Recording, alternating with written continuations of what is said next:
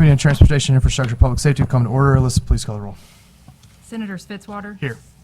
Schnelting. Here. Brown. Gregory. Schroer. Here. Washington. Weber. Here.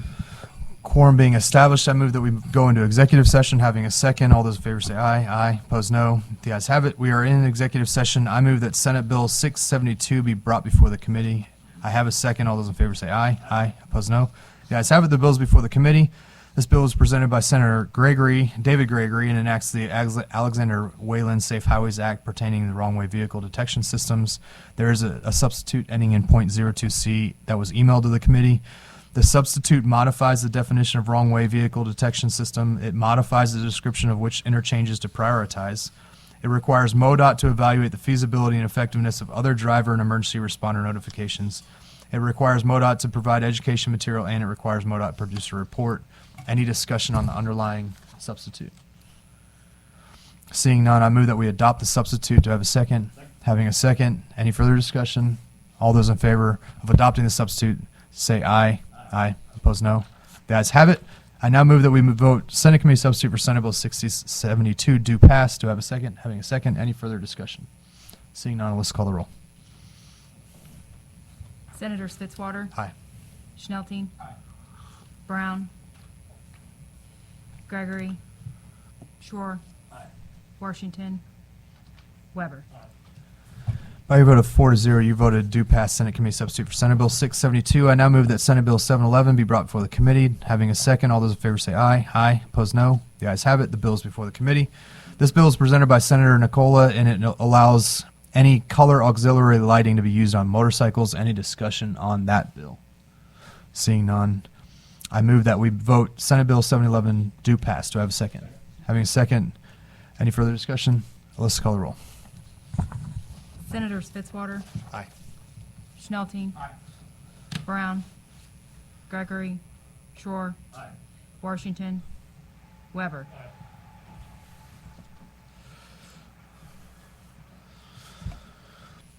By your vote of 4-0, you voted do pass Senate Bill 711. I now move that we vote do pass House Bill 1175. Having a second, this is Representative Hardwick's. I'm sorry, I have to bring it before the committee. Having a second on bringing it before the committee. All those in favor say aye. Aye. Opposed, no. The ayes have it. The bill is before the committee. This bill was presented by Representative Hardwick, and it establishes the Second Amendment Preservation Act. Any discussion on that? I move that we vote House Committee substitute for House Bill 1175 do pass. Do I have a second? Having a second. Any discussion on that motion? Seeing none, let's call the roll. Senators Fitzwater. Aye. Schnelting. Aye. Brown. Aye. Gregory. Schroer. Aye. Washington. Weber.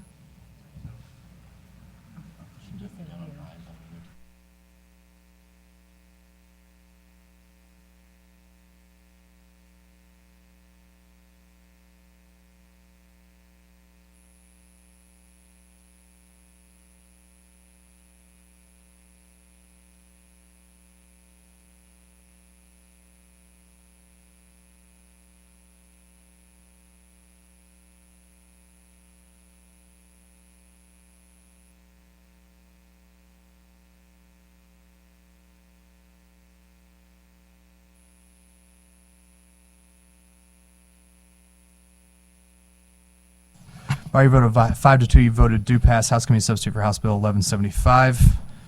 I now make a motion to exit executive session. Having a second, all those in favor say aye. Aye. Opposed, no. The ayes have it. We've moved out of executive session. We will now move into the hearing. Senator Nurrenbern, if you're there, she is.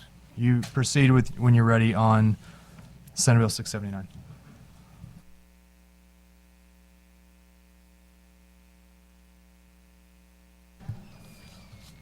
Good afternoon, Mr. Chairman and members of the committee. For the record, I am Maggie Nurrenbern, representing the great people of Clay County in the 17th District. Senate Bill 679 is a simple bill, adding just 3 words to existing statute. The bill clarifies when a vacancy on the Kansas City Area Transportation Authority occurs in Platte or Clay County. The mayor of Kansas City must select a commissioner for the ATA from a panel of 3 submitted by the county commission. There's been some recent confusion as to whether the commissioner must be selected from the panel submitted by the county commission or just simply by a resident of the county. Senate Bill 679 requires the mayor of Kansas City to select from the panel submitted to them. While they weren't able to be here, we have our Northland commissioners in support of this bill. I'm thankful for both Presiding Commissioner Jerry Nolte and Platte County Presiding Commissioner Scott Fricker for their support. And with that, I am happy to answer any questions. Thank you, Senator. Any questions for the bill sponsor? Senator Washington, go right ahead.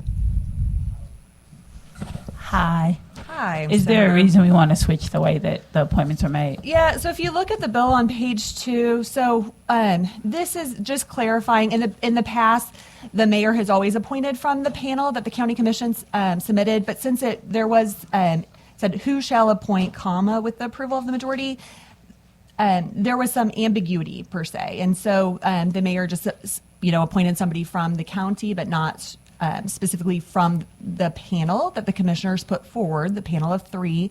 If you look at how they're appointed in Cass County, it's very clear that when the governor appoints somebody, it is from the panel of 3, so it reflects what's happening in Cass. And then Jackson County just has a different process altogether, how they appoint commissioners to the ATA. So again, this is just clarifying language. It had always been done like that from a panel of 3, and this just adds that clarifying language. That's So it. why do we want to be different there and not the same as Jackson County? I don't know. Jackson County, Senator, you're going to have to answer for Jackson County. They do things a little bit differently down there. But Well, we do because we are the primary funder Sure. of KCATA, So- and it started with us. So I'm just checking. seriously. Is there an underlying reason Yeah, we're and not sharing as to why we want to change? No, and if you look at how this has been done, this is the current statute, that this was the process used by Platte and Clay, and then Cass had their own process that then was appointed by the governor. If you look at how it's done, it's subsection 3 there for Jackson County, which is, again, current statute. It looks like that the county executive of Jackson County shall appoint a successor who's a resident of the city, the town, village, anybody that appropriates funds to the ATA. So you this- would rather have the mayor appoint someone from a panel as opposed to your county executives? So the county commissioners put forward a panel of 3. No, I get what you're saying. Yep, Do and you then the not mayor- have county executives in your town? It's presiding your county? commissioners. Okay. Yeah. Yep. Okay. And then Thank they you. would pick from that panel of 3. And Thank you. Yep. Thank you. Further questions for the bill sponsor? Seeing none. Thank you, Senator. We'll go ahead and enter into testimony, public testimony. Is there anyone here to testify in favor of Senate Bill 679? Anyone here to testify in opposition to Senate Bill 679? Anyone here for informational purposes only? Seeing none, that'll conclude the hearing on Senate Bill 679. Thank you, Senator, and I'm Thank going to turn you. this back over to the chair. Thank you, Senator Schnelting. We'll now go to Senator Carter, Senate Bill 626. I think I saw her earlier. She's still hiding back there.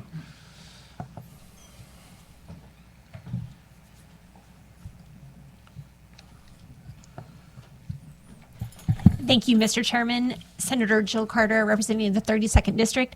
Senate Bill 626 is a limitation of liability for motocross operators. This is a bill that just passed out of Arkansas. The governor just signed this. Our motocross tracks are being closed down simply because of liability. So we've worked with lawyers to try to get really good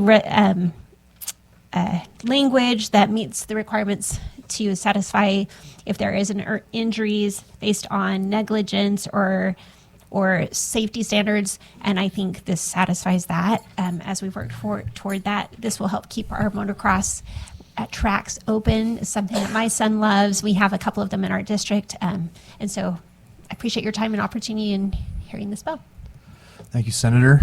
Any questions for the sponsor? Seeing none, anybody here to testify in favor of the bill? Anybody here to testify in opposition to the? Well, let me get through. You want to go right now? On the questions for the senator, or do you want to wait till the end we get through testimony? Okay. Anybody else here to testify in opposition to the bill? Anyone for informational purposes only? Senator Washington, would you like to inquire of the sponsor? Yes, what's the premise behind this bill? And please, I don't really want to follow nothing Arkansas do. I just want to put that on out there. That's not a state we should be following. But why do we want to take away liability when there might be someone hurt? Well, like I said, this is language we've visited with attorneys on both sides. They're just You visited with MATA? Yep. This is language that helps protect the motocross tracks, while at the same time, if there's obviously there's lawsuits that are happening, they're closing down the tracks in other states and in our area as well, nationally.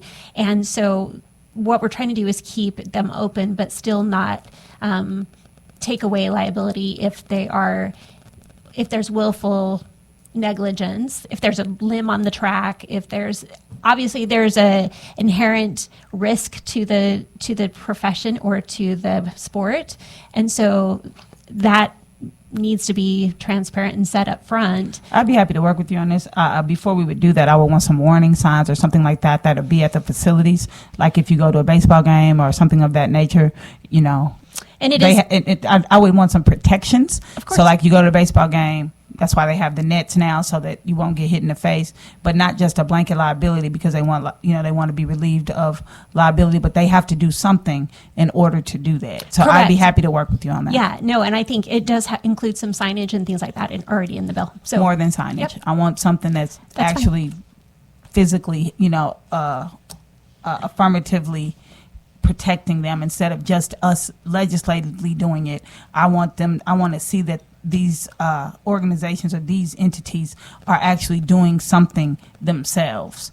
Well, and like I said, I don't know if you've had an opportunity to read the language, but happy to work with you on that. Like I said, I tried to alleviate those concerns prior to bringing the bill forward. So happy to have that conversation. Okay, thank you. Yeah, it just. Any other questions? Senator Gregory? Thank Go you. ahead. So, the first one, intentionally injured a participant. I mean, let's just say that I don't know how high you can jump on bikes. I'm probably not going to go as high as your son does. There's a thing called gravity and weight distribution. But like, say there's a limb that's like at a 20-foot level they don't cut down. Someone comes in and they hit that limb.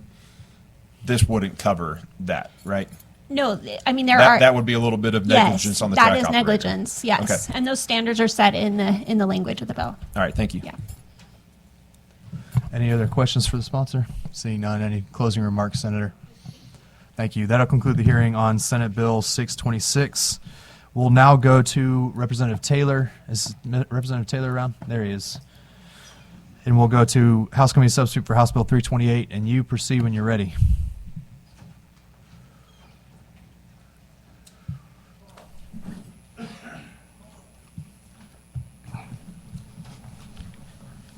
Thank you, Mr. Chair, members of the committee. My name's Tim Taylor from the 48th District, which is Cooper, Howard, Sheridan, and Western Randolph County. The bill I bring forward today is not something any of you won't be familiar with. It's House Bill 328, or the House Committee substitute for such. For many years now, Missouri has been doing an injustice to the Second Amendment by restricting those who choose or are required to ride public transportation from being able to protect themselves and utilizing their constitutional rights under the Second Amendment. This bill addresses that. The second area that it addresses is the reducing the age to be able to get a conceal and carry permit from 19 to 18.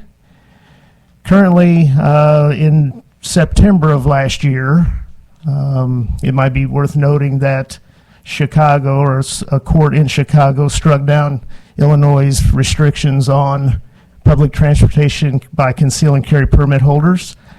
You can look for that to go to the Supreme Court for further rulings. So I think the time has come that we work towards getting rid of this. It's ironic that in Missouri, such a pro-Second Amendment state, we have made this rule ourselves. This doesn't come down from the federal level. This is a Missouri statute which is standing in the way. It also would be worth noting that in January, the appeals court in Louisiana struck down the age of 18, 19, and 20-year-olds from not being able to purchase a handgun at the federal rule So you'll look for that to be also in the Supreme Court. It is worth noting, however, please understand that this is not allowing 18, 19, and 20-year-olds to go out and purchase a firearm, a handgun. That's not what this is doing. This is simply allowing those who are 18 and under Missouri law can have a handgun to be able to take the training, go through the process, get the fingerprints to get a conceal and carry permit. There is one other little thing in here. It is worth noting there's some, currently the statute says it specifies that the National Rifle Association is in there and that this process has to go through someone who's certified by National Rifle Association. There are many training opportunities out there from many other organizations, so there's some language in here to clean up that, how people can qualify to be able to get their conceal and carry permit. If you'd like to look, page 33, I believe it is where the language specifically about, turn to it. That's where it's going to pick up the public transportation language, those two middle sections. And then the age has been changed throughout the entire statute from 18 to 19. Also, currently, as it stands, if you are in the military and you're 18 years old, you can already get a conceal and carry permit in the state of Missouri. So again, in my mind, 18-year-olds are legal adults. They are held to those standards as being an adult, and those who choose to go through the training, follow the processes to get that conceal and carry permit should be allowed to defend themselves and their family as they travel throughout the state. With that, I'd be open for any questions. Thank you, Representative. I appreciate you bringing the bill forward. I'll just go questions for the bill sponsor. Hi, thank you, Representative, for being here. What part of the Second Amendment says I could carry my gun anywhere that I want to? It says to bear arms, and it's my understanding, in my education, that was to protect yourself from something. So not to carry your gun willy-nilly everywhere around the public. So what part are you referring to that says it's our constitutional right to carry a gun somewhere where folks don't want it? Yes, ma'am. It's the part that says shall not be infringed. Okay. We could argue all day on that. Why would it, how do you feel that this will affect safety on the buses? I think it will increase Increase what? Increase safety. It currently, and I can't use Kansas City because those figures weren't readily available, but if we look at St. Louis, who has obviously a large Not as public big as ours, transportation. but go ahead. What's that? Not as big as ours. No, understood. We do 10 counties. There are, of the violent crimes committed on public transportation, 32% of those involve firearms. So in my mind, that says right there. 32% on public transportation? Yes, And ma'am. in your mind, that says what? That says that the guns are already on buses and the criminals are the ones who have them. And so that is why we charge them, right? With crimes. So I can't 32% speak is to okay for you? I can't speak to what the prosecution rate was for those crimes. Okay, could you get me are those numbers. figures? I can do my best. Yes, ma'am. Okay, no, not your best. Give me the figures and share that with the committee, please. I'll try. So are you aware that since we changed our gun laws in 2007, our actual gun crimes have increased by over 100%? Which gun laws are we referring to, ma'am? The ability to carry. Conceal and carry permit? Uh-huh.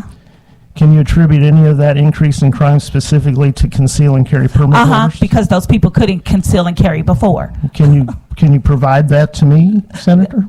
So you obviously don't know me.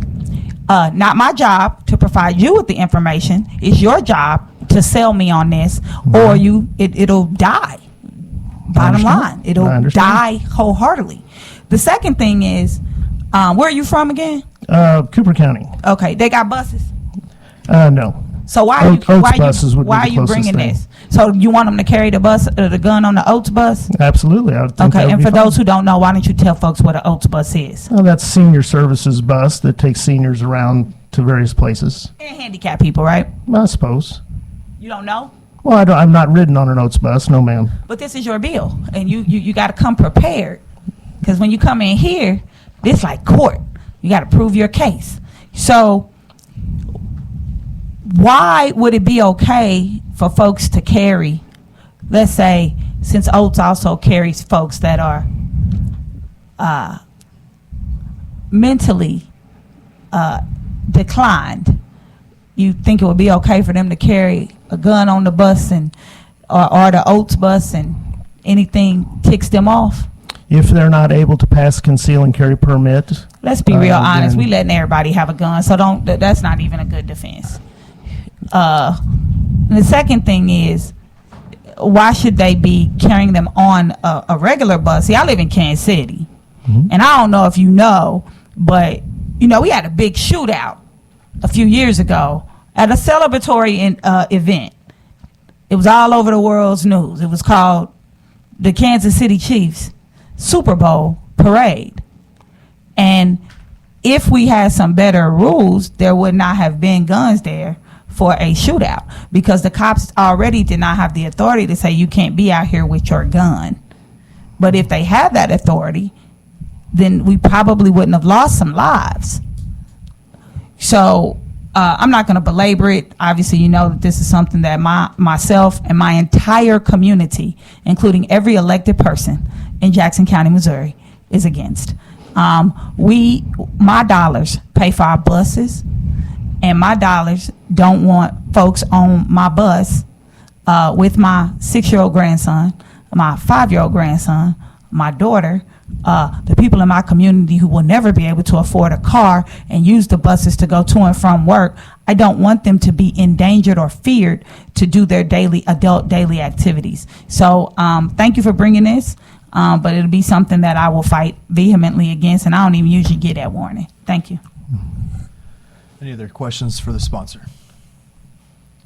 Seeing none, anybody here to testify in favor of the bill?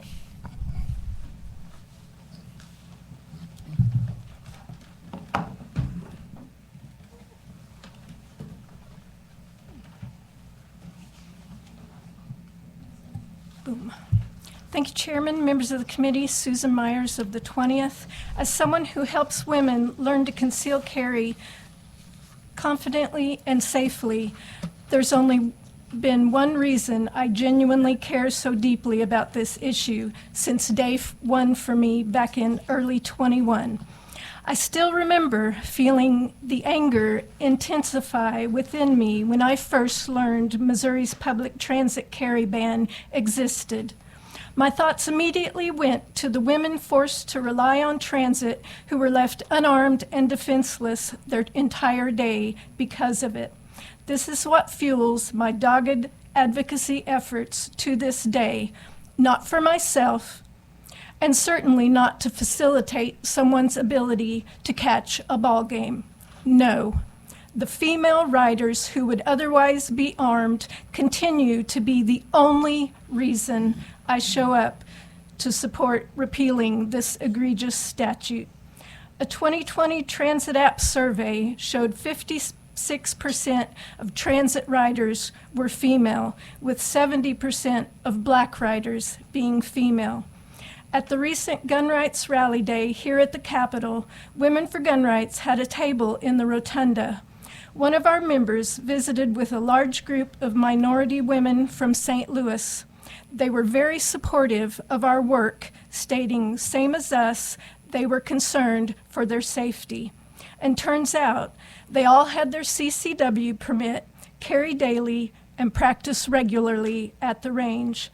This confirms for me what I already knew in my heart to be true, that there are women living in these cities who have made the empowering decision to take responsibility for their own safety and do not want to be hindered in doing so, especially by so-called safety laws that not only leave them more vulnerable, but then knowingly compound the risk by assuring criminals that potential victims will under threat of heavy penalty, be unarmed and unable to put up much, if any, resistance. The rally also gave me the chance to publicly ask Attorney General Bailey how he felt about people being unable to carry on public transit. His response, "Look, at the end of the day, people have a right to defend themselves. Article 1, Section 23 is the most robust protection of that right anywhere in the country, and I couldn't be more proud to live in a state that protects that. I think we've got to get that," meaning public transit carry, "codified into law to clarify that issue." In this, the session prioritizing public safety in St. Louis, is the Missouri Senate going to do right by the responsible concealed carriers of this state or not? Given the fact that 4 of the 7 states with a similar ban are currently being challenged in court, I have to wonder how long until Missouri is next. I'd be curious to know how A.G. Bailey is going to feel if someday, because of Senate inaction, he's asked to defend your crummy statute in court. Could prove interesting. And here's some court updates. The Illinois public transit carry ban, that order came down in August 24, applying strictly to the individual plaintiffs that the case appears to violate, the law appears to violate the Second Amendment, and oral arguments on that case is set for May 28th. And then just yesterday, Minnesota's young adult carrying ban, Worth versus Harrington, on Monday, the Supreme Court denied Minnesota's request for cert in the 8th Circuit decision that ruled 18-year-olds are adults and therefore have carry rights. So yesterday afternoon, Minnesota notified their sheriff to start accepting permit applications from 18-year-olds. So Missouri is under jurisdiction of the 8th Circuit, meaning that HB 328 will get us tracking in the court. Thank you, and I want to thank the chairman for keeping good 2A bills humming through your committee this session. It's sincerely appreciated. And then I'll just make note, I think there's 1 or 2 more people in support in the Okay. hall. Questions for this witness? Senator Weber, go ahead. I'm just curious, do you think that there is a, I mean, this lowers the concealed carry age from 19 to 18. Do you think that there's a limit where you would be against people being allowed to conceal and carry? I would defer to the Supreme Court on that. Well, I'm not talking about legal. I mean, I'm I talking have about no policy problem argument. with 18 because in like 1791, the Militia Act, or 92, the Militia Act required all 18 to 45-year-old males to show up for militia duty, bringing their own weapons and ammo and that sort of thing. So 18 throughout so is if it was adult. 17, would you be against lowering it to 17? Personally, no. I mean, Okay, how about I 16? raised sons. 16, would you be against lowering it to 16? Personally. Right. Personally, I raised 2 sons, and I know their level of safety and responsibility. So I will defer to the Missouri legislature and the Supreme Court, and if I end up not liking it, I'll come advocate against it. Okay, now you come in. This is the 8th or 9th time I've heard you testify on one of these bills. I'm just curious, for you personally, should a 16-year-old be allowed to conceal and carry a gun? It would depend on what the Supreme Court said as an adult. So you just don't want to answer the question? I am answering the question. You don't have an opinion on this?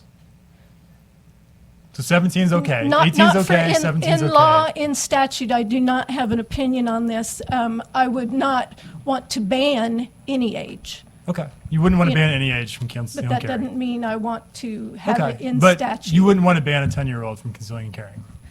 You got your soundbite. There you go. No, I'm just asking. Is that what you were saying? I'm not saying anything. I've said what I've said.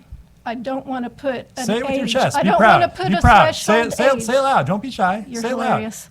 I will defer to the Supreme Court Everybody Because- in this room knows. because that's what Everybody it in goes. this room knows. Thank you, Mr. Chairman. Yeah, right. Any other questions for the witness? Senator Washington. Hi. Hey, Thanks for being here. Real quick, where you from again? Greene County. Okay. Y'all got public buses? Yes. You ride them? No. Ever rode them?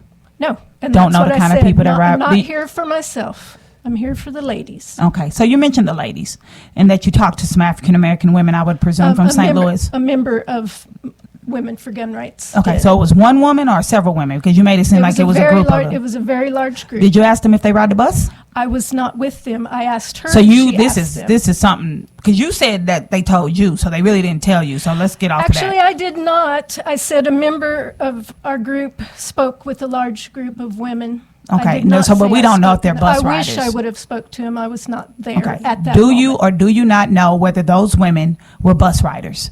I personally do not know, no. All right, and how many women have been injured on the buses? I don't know. All right, But thank you. The number would go down if they were Thank able you. to protect themselves. Any other questions for the witness? Seeing none, thank you for your testimony. Anybody else here to testify in favor of the bill? Can just by raise of hands, how many here to testify in favor of the bill? If you could just raise your hand real quick. Everybody here who's against the bill, raise your hand really quick. Who's here against the bill? Okay.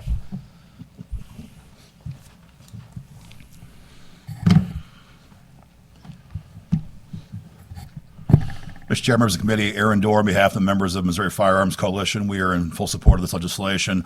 The main thing we like about this is how it lowers the age of the concealed carry application from 19 to 18. You know, Missourians who are age 18 can fight and die for their country. They can have an apartment. They can pay taxes.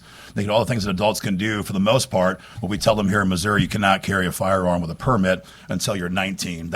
That's inconsistent at best, and it gets young Missourians who are legally able to, or should be able to carry from carrying a firearm. This is not really a matter of dispute much anymore in the courts. The Bruin case in 2022 said that all gun control laws have to show historical precedent as part of justifying their existence. There is no precedent of 18-year-olds not being allowed to possess and carry firearms in this nation's history when the 2A was ratified back in the 1700s.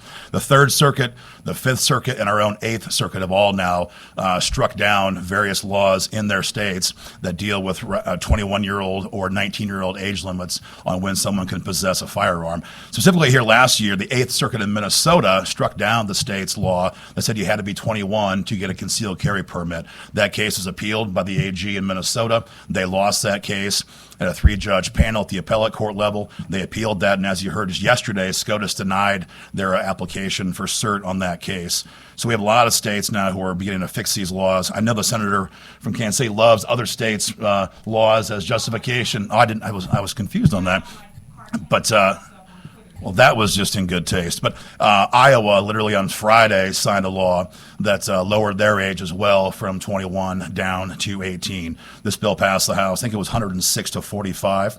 And I urge you guys to pass the bill as soon as possible. Happy to answer any questions. Questions? Senator Washington, go ahead.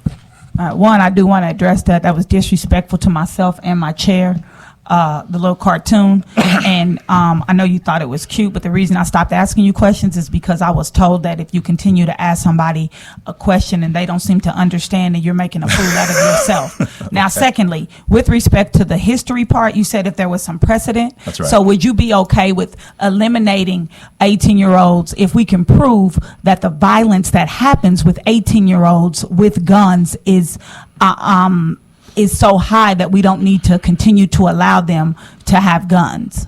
No, the age issue applies in the context of the Supreme Court said about the government. I'm asking your opinion, since you used your opinion on I'm giving Twitter. my answer. My answer is the courts have said the government needs to show historical precedent for justifying gun control. We, as gun owners, do not have to show anything to justify our right That's to not my bear question. arms. My question is, in my community, in my city, and in this state, actually, because we are in the top 10 of gun violence, even in our rural communities, what type of precedent would be needed to show that we should not be lowering the age for guns when we have a tremendous amount of young people that are using guns? I think it's obvious that the problem with violence in Missouri or any other state for that matter is not limited to firearms. It's a broad spectrum problem that involves But it is the families, number one thing. that involves families that are being imploded. It involves prosecutors, especially in blue counties, who refuse to do their jobs. I don't live in a prosecute blue violent- county, so. I didn't say you did. Yes, you Then said it's a why'd you bring up said it's Blue a statewide counties? problem. So I'm answering. It your is a question. statewide and most of problem. Missouri's population exists in blue counties by population density, and so that's the issue. I actually we have said here. it's a big problem. We're in the top 10 in our rural communities, was if you want to quote me. So make sure you put that on your Twitter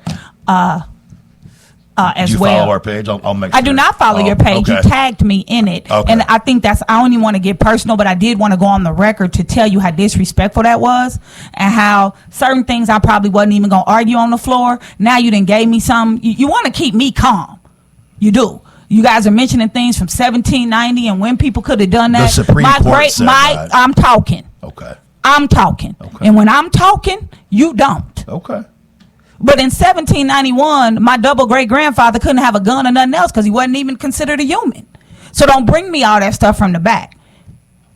As a matter of fact, my own grandfather in 1917 in East St. Louis, when he getting the crap beat out of him because he had a job, and mind you, you're darker than my grandfather Okay. because my I get outside grandfather a was lot. biracial. Okay. But he couldn't have a gun to protect himself. I'm all for people protecting themselves. As many people in this building know, my entire maternal family is from the country. As a matter of fact, Big Gregory know more of my people than I do because he's from the same place. However, I am not for giving more authority to our young folks who have proven that they're not responsible with guns. It's a reason our prisons are filled with young folks. It is. So we need to do something responsible for them, in my opinion. Not just come in here and go, oh, the Second Amendment says do that, then let's go. Up until the 14th Amendment said that you got to treat me fair because I'm black. But we in here arguing DEI. So clearly we pick and choose what we want to pick from the Constitution. I'm done with my questions, Mr. Chair. Any other questions? Seeing none. Thank you for testimony. Anybody else here to testify in favor? And we'll try to limit comments. If you could not say the same things that you've heard before, if you have written testimony, you can send it in here to us. This is going to be a long hearing, so we want to get through all these bills we have in front of us. We have a House member that has to go into session in 20 minutes who's also awaiting their hearing because I chose to put this one before his, which is an unfortunate mistake on my part. But so proceed when you're ready, but it would ask you to be as swift as possible.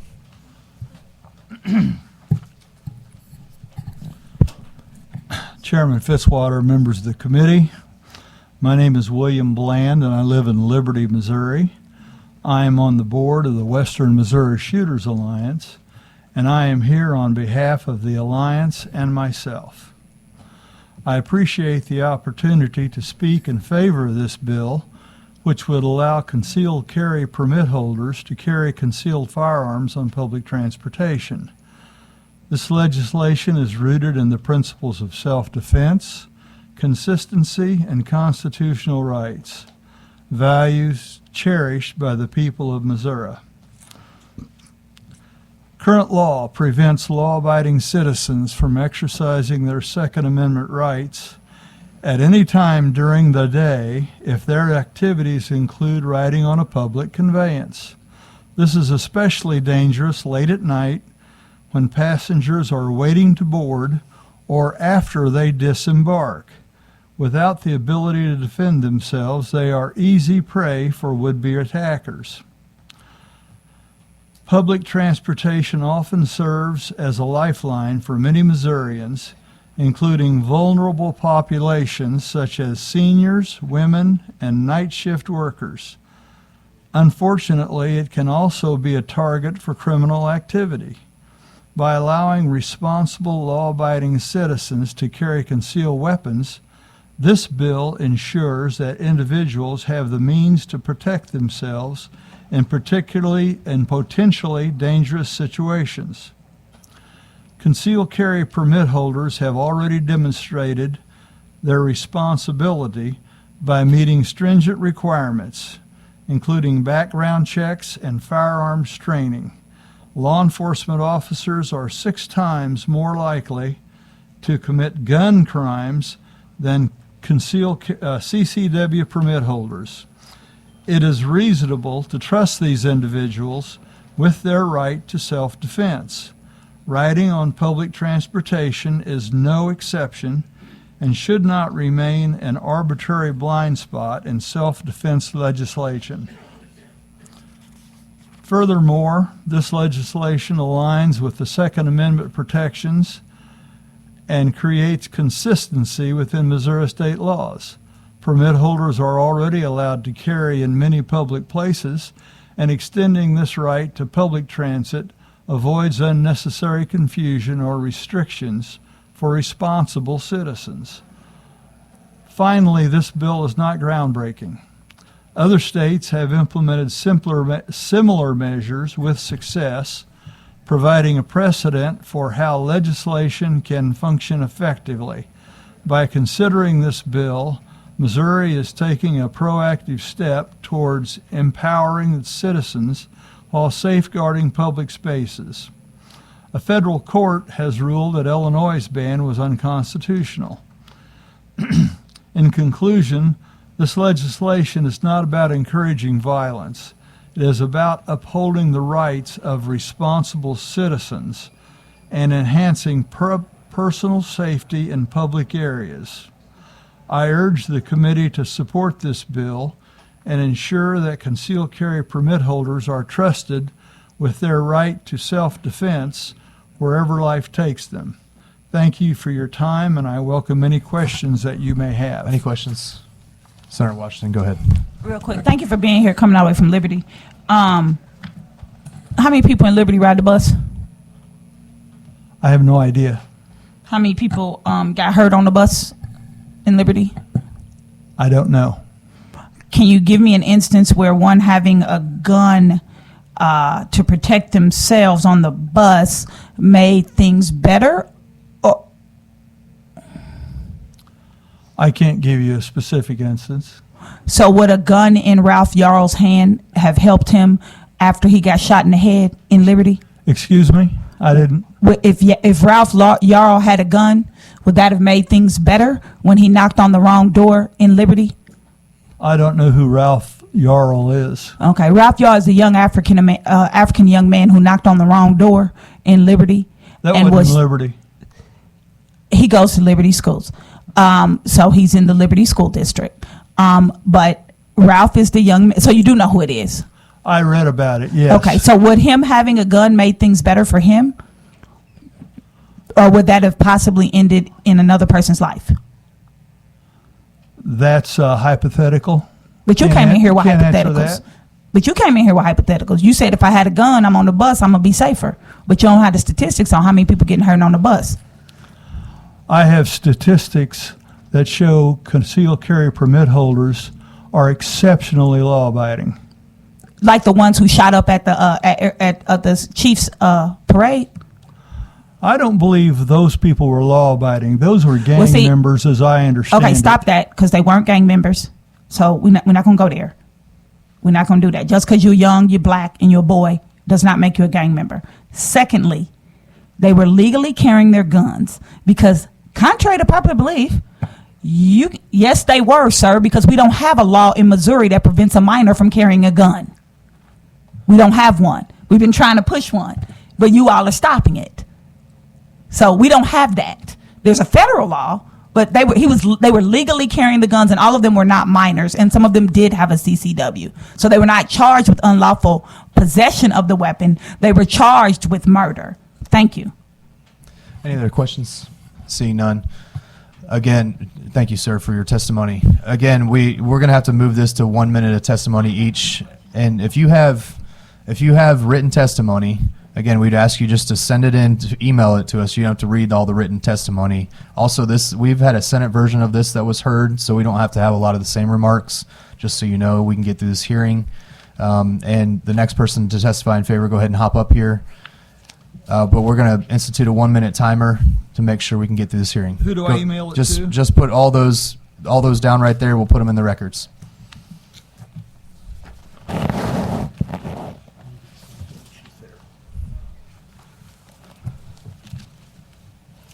Hello, my name is Carl Smart. I'm the Vice President of Western Missouri Shooters Alliance, and I speak for myself and for our organization, which we do strongly support this. Now, on April 15th, we had our gun rights rally, and some of you spoke at it. And when the speakers relayed a question that a woman had given to him, and the question is, why do you need a gun on a bus? I have a friend. He and his wife it was their anniversary. They were going to celebrate it by dressing up nicely, going out to dinner, and riding the streetcar. Long married, no kids. That's a whoopee-doo outing. Nick put his pistol in his pocket, knowing it was illegal to carry it on the streetcar. And when they got on the streetcar, a woman came on, sat opposite of them, and started the, "Hi, how are you? You often ride this?" And next stop, a man got in, sat behind her, started the same conversation. But Nick noticed the guy looked down at his pants and saw the outline of his firearm printing through. And the man looked over to his friend, to the lady, and did a quiet, clandestine shake of his head, "No, no, no." And they both got off the streetcar the next stop. So they were being marked for criminal activity. Now, stuff like this happens. This is called a defensive use of firearms, and it happens about 1 million times a year. And we do have documentation on that through Gary Kleck and University of Florida and the CDC, 2 studies to back it up. Now, this is an example where about 1 million times a year the presence of a gun is a good thing. Now, a few years ago, I was speaking with a young mother who was riding the buses and relayed the story. She was at the bus stop and a panhandler approached her, and she had no money for him, and he threatened her with everything from evisceration to cannibalism. And Mr. Smart, that's well past a minute now. I support this. Thank you very much. Thank you. Any questions for this witness? Seeing none. Anybody else here to testify in favor? Hop up here real quick. Please leave a witness form for our records. And you'll have a minute once you start. And if you have written testimony, you're welcome to email it to us. We'll get it, make sure it gets out to committee members. one of these out online, so I don't need That's to do fine. another one, Yep. right? I'll try to make this exceedingly brief. I just wanted to give a little perspective from the other side of the state. My name is Mark Buckner.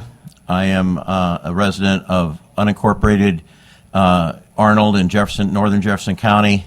And in addition to appearing here personally, I also appear on behalf of the Board of Directors and 1,500 members of the Arnold Rifle and Pistol Club, where I am the general manager. I will submit my written testimony, but I would just echo what others have said, and particularly to the comments regarding allowing this to once again wither and die at the end of session when things get busy. So I would strongly urge that we do what we can to get this to the floor for a vote this year. Thank you. Any Thank you. questions for this witness? And thank you, sir. Seeing none. Anybody else here to testify in favor of the bill? Anybody here to testify in opposition?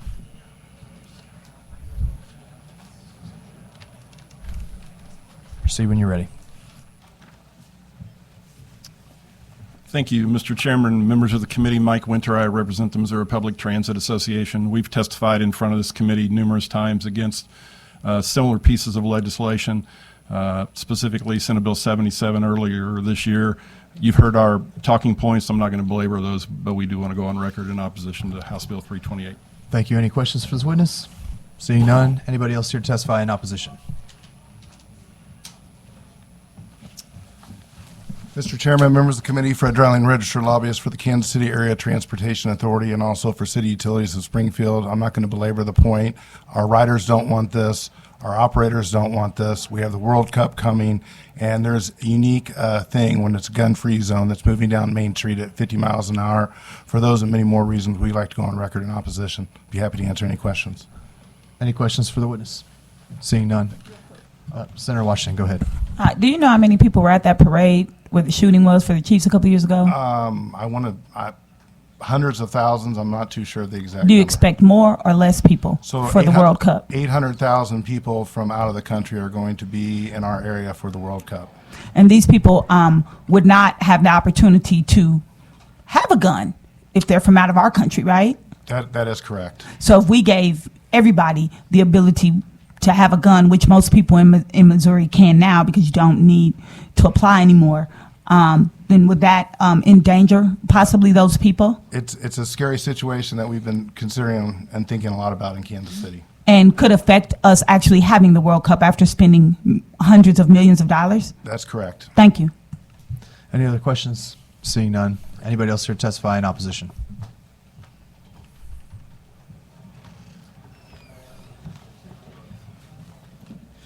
Mr. Chairman, Shannon Cooper today representing the City of Kansas City, the Greater Kansas City Chamber of Commerce, as well as the Civic Council of Greater Kansas City. And just like in the past, I'm going to go on record in opposition to the bill and like to point out that what is always missing from these hearings are individuals that ride the buses in our community day in and day out. With that, I'd be happy to answer any questions. Questions for this witness? Seeing Thank you, none? Mr. Chairman. Thank you. Anybody else here to testify in opposition?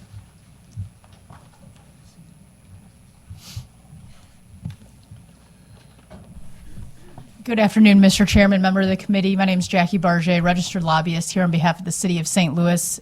You all have heard my comments before, but one thing I do want to note is on the eastern side of the state, because Bi-State is a multi-state transportation authority, they fall under a federal rule that prohibits any employee working on the transit facility or any contractor doing work to carry or have on them any weapon that would or could be of harm to any other individual. So this would pose a little bit of an interesting situation for employees on transit.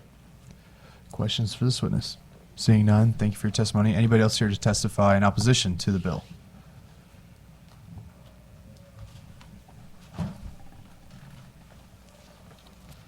Good afternoon. Hi, my name's Kristen Bowen. I'm a volunteer from Columbia, Missouri with Moms Demand Action for Gun Sense in America. I know we have a short amount of time, so I'll just submit my written testimony. I want to highlight a couple things, though, that have been shared and questioned today. Allowing more guns on trains and buses by forcing public transportation entities to allow individuals to carry concealed firearms will make our communities less safe in a number of ways. This bill means putting more guns in public spaces in our state at a time when we currently have no foundational gun violence prevention laws. Before my husband and I moved to Missouri several decades ago, I rode buses and trains every day to work. So I know firsthand what it's like to be on a crowded space. Those public spaces are intense. But as a commuter, I also know how buses and trains, when we're riding them, we have the right to feel safe from firearms while we're just trying to get to and from work or school without the fear of an untrained armed rider who could endanger our safety. Lowering the age when a person can obtain a concealed carry permit from 19 to 18 also further creates risks for the lives of Missourians. We cannot continue in our state to put more guns in more public spaces in the hands of more teenagers who we know commit gun homicides at over triple the rate of adults 21 and older. This just further chips away at public spaces where our young people can feel safe. So thank you for allowing me to testify today. Thank you. Any questions for this witness? Seeing none. Anybody else here to testify in opposition? Last chance. Anybody for informational purposes only? Seeing none. Representative, I have a question for you really quick, just for clarity's sake. We are a constitutional carry state. If this bill were to pass, you have to have a concealed carry license, right, which requires a training program? That's correct. To get that, I just renewed mine a couple weeks ago. I had to go through a multi-day training program to get that license. It's not the constitutional carry. It's not anybody can get on a bus with a gun. It's That's exactly you have to right. have the license to That's get through the correct. training to understand what the responsibility is to carry a concealed weapon in the state of Missouri. That's correct? exactly right. Okay. And the fingerprinting and all that goes along with that. Okay, so it's a little bit different than just your constitutional carry right that we instituted the early part of my House career. Thank you. We're going to move on to the next bill. Representative Pollitt, sorry to keep you waiting. House Bill 378. Proceed when you're ready.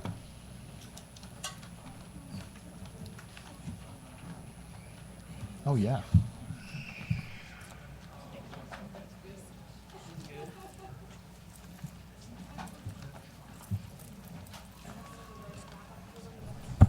Thank you, Mr. Chairman and members of the Transportation Committee. Today I present present House Committee substitute for House Bill 378.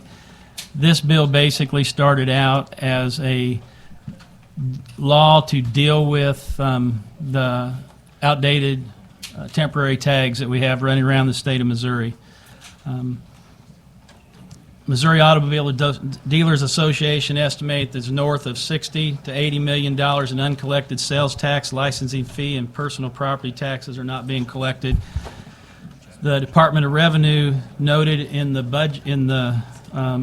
budget part of the bill that 113,628 temporary permits sold during the period of January 1st of 21 to July 1st of 24 did not result in the completion of a valid registration for the purchase of the vehicle. So during that 3-year period, we have almost 114,000 vehicles that were purchased but never got license plates on those vehicles.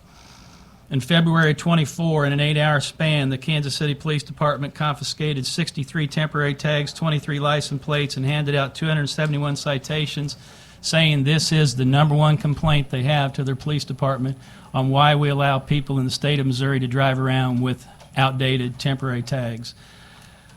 This bill basically says that the first time you're pulled over, if your tag is 70 days outdated or more, it's a $250 citation. Within the next 30 days, if you get it taken care of, where you get your bill current or you get your vehicle current by paying the taxes, getting the insurance, then that $250 citation is waived and nothing goes down on your record.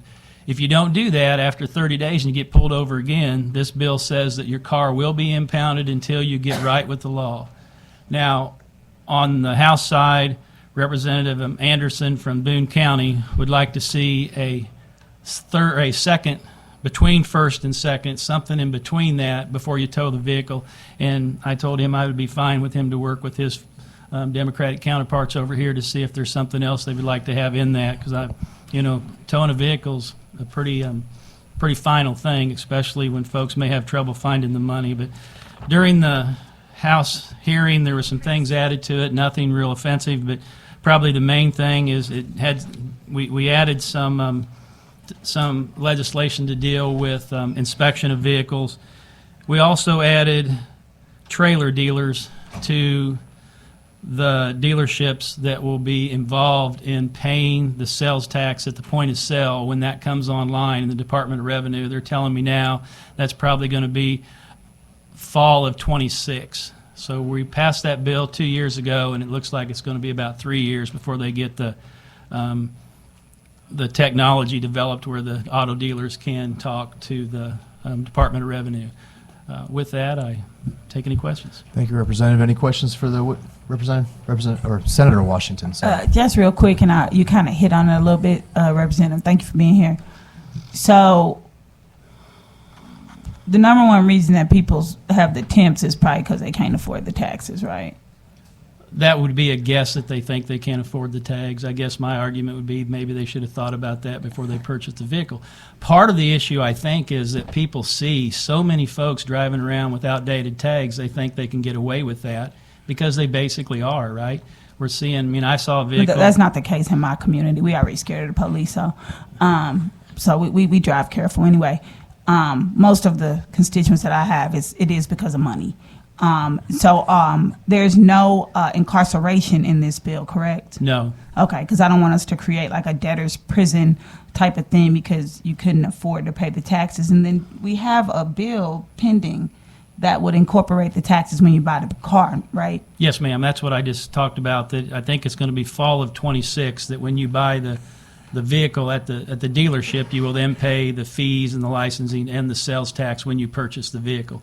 And this bill adds trailer dealers to it because trailers are campers and fifth wheel trailers as well. They don't have a motor, but this bill adds them to that point of contact where you pay the sales tax when you purchase that. And is there a fiscal note on this? Because how much this is going to cost Kansas City Police Department to keep this going? Well, the fiscal note that I've got, it says fiscal year 26, 122,969 is what it says. Okay, I can tell you they spent more than that yesterday. Yeah. But only because I had a client that I helped go get their car, and they had like 10 employees, so that was more than that just for one day. But thank you. Any other questions? Seeing none. Anybody here to testify in favor of the bill?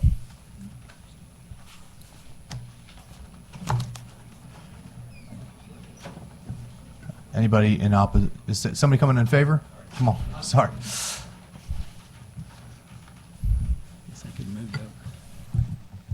Sorry, Mr. Chairman. Such a packed room, I was tripping over myself.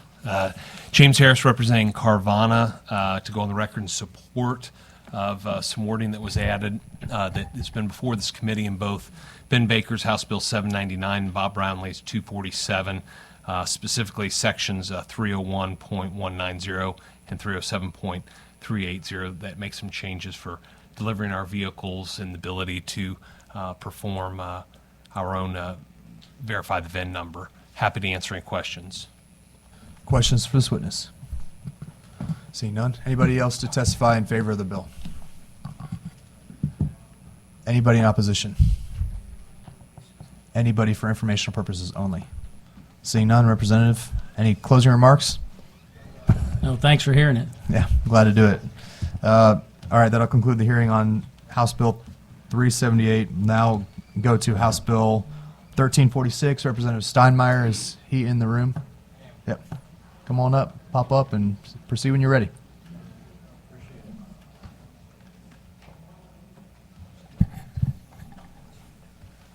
Senators, it's a privilege to be in front of you today. My name is Mike Steinmeyer, represent District 20, Sugar Creek, and Independence. Today I want to talk about House Bill 1346. We in Missouri are blessed to have two river systems, the Missouri and the Mississippi. And today our rivers and ports remain no less vital to our economic prosperity. These rivers collectively move more than $4 billion in goods through Missouri each year, and our 19 port authorities are vital to connecting our farmers and manufacturers to the world through our network of ports, rail, and trucking. So the Port Authority Act was adopted in 1974 and has remained relatively unchanged for more than 50 years. This bill makes vital updates, ensure that Missouri's port authorities are a highly efficient part of our government. They preserve taxpayer resources and continue to have the tools they need to support our state's economic prosperity for the next generation and beyond. So this bill is intended to equally support all our ports in the important work that they do. I know you're familiar with the bill, and at this time I'll take any questions. Questions for the sponsor? Seeing none. Anybody here to testify in favor of the bill? Go ahead and hop up here and please leave a witness form for our records and start when you're ready. Yeah, just squeeze in there. Squeeze in. Yeah. Good afternoon, Senators. Good afternoon, Senators. Great to be with each of you again. I will be brief out of respect for your incredibly busy agenda today, but I will also be clear. HB 1346 is a bill that benefits and supports an economic engine of our state, our ports. It does so in a way that creates government efficiency, enhances economic growth, aligns ports processes with modern state procurement methods, and does so in a way that allows each of our 19 great ports to respond to the needs of their own communities, from ag to manufacturing, land reclamation to workforce housing, and public safety. At the request of many of our ports, this bill allows our ports to better support our local law enforcement on the port properties. Our 19 ports and growing, we have 2 more in the process of being formed in Missouri. Our port network is a growing and thriving cornerstone of our economy, statewide and in Kansas City. In Kansas City alone, we proudly use prevailing wage for all infrastructure components related to port projects, and we conform to all local MBE, WBE requirements, as well as over the last 2 years, we have put $1.5 million into the local Full Employment Council Workforce Training and Development Program for the trades. Please support advancing HB 1346. It conforms, it modernizes our port legislation that, as you heard, has not been modernized since the 1970s. It continues to efficiently and effectively unlock jobs and economic development that we have been so successful in creating in Missouri, thanks to all of you. Our local communities and the entire state, thank you for the time and consideration. Can you tell us your name? Sorry, we didn't get that for the record. I apologize. John Stevens, President and CEO, Port KC, Port Great. Authority of Kansas Very City, good. Missouri. Any questions? Seeing none, thank you for your testimony. Anybody else here to testify in favor of the bill?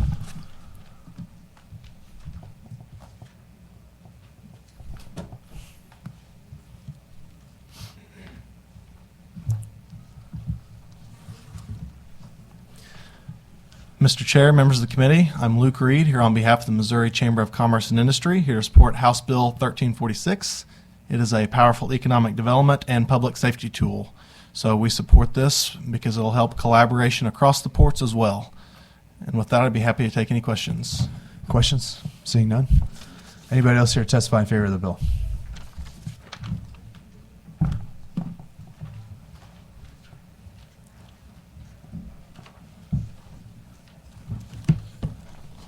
Afternoon, Rich Albushon, registered lobbyist on behalf of Hunt Midwest. We are in support of the bill, great partners with Port KC, and would like to remain so. I look forward to the passage of the bill. Great. Questions for this witness? Seeing none. Thank you for your testimony. Anybody else here to testify in favor?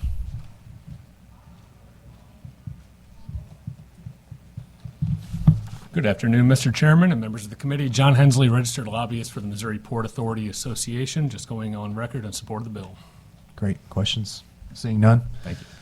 Thank you for testimony.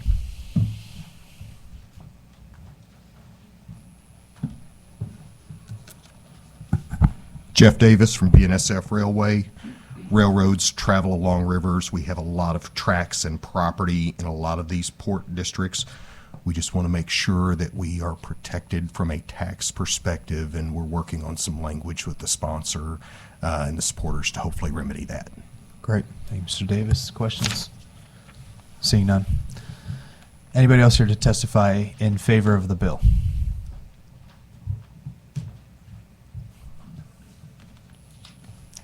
Good afternoon, Kara Stark here on behalf of J.E. Dunn Construction. Nothing to add besides we like the bill and hope to see it succeed. Great. Questions? Seeing none. Anybody else here to testify in favor? Anybody here in opposition to the bill? Hop up here and proceed when you're ready.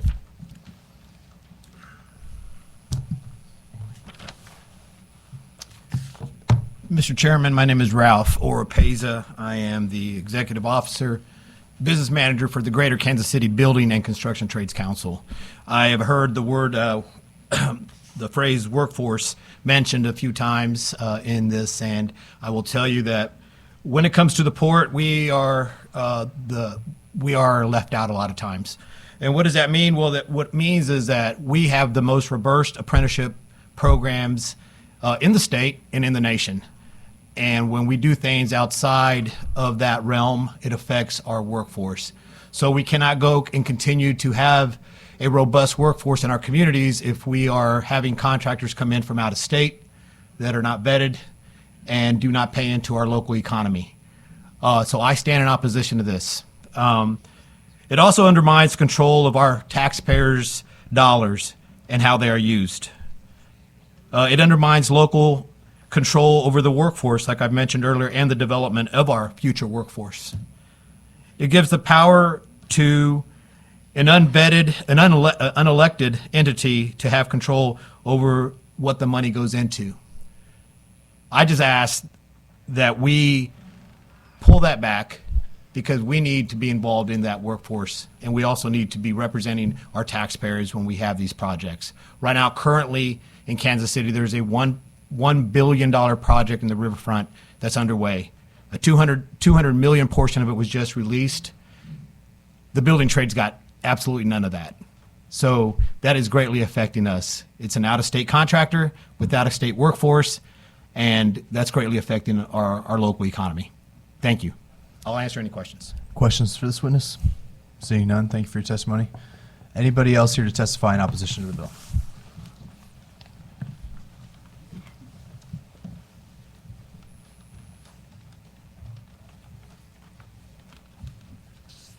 Just really quick, show of hands, who's here to testify in opposition, just so I have a number. How many are we looking at? Okay, just a couple more. Great. Go ahead. My name is Zach Dunn. I'm the Director of Government Affairs for the Missouri and Kansas Laborers District Council. We represent about 14,000 construction craft laborers in Missouri and Kansas, and specifically about 5,000 members within the Kansas City metro area. Just want to come and testify in opposition of today's bill. Thank you.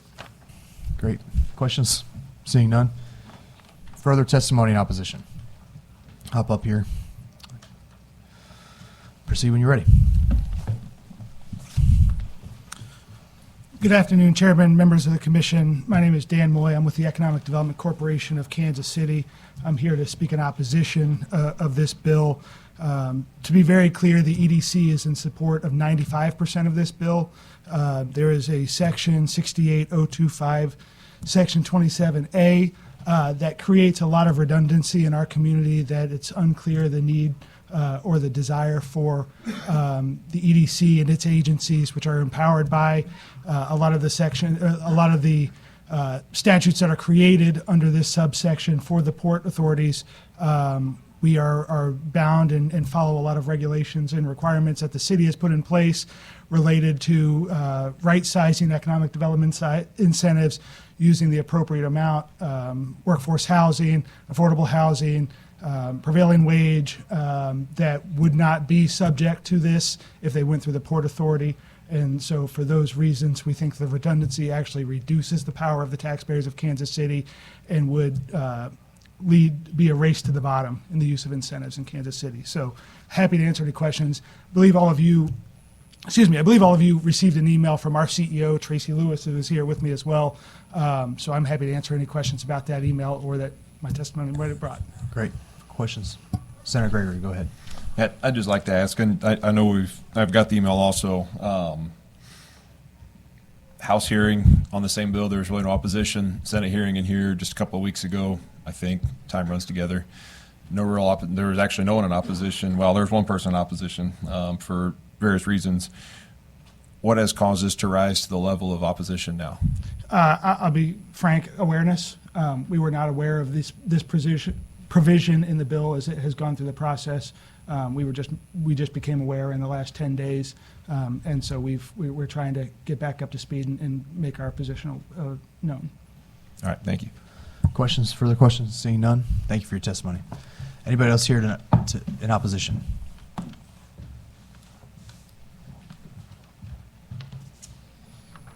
I'll be brief. Good afternoon. Matt Trusser, registered lobbyist for the Missouri AFL-CIO, here to go on record in opposition to House Bill 1346. Great. Questions for this witness? Senator Gregory, go ahead.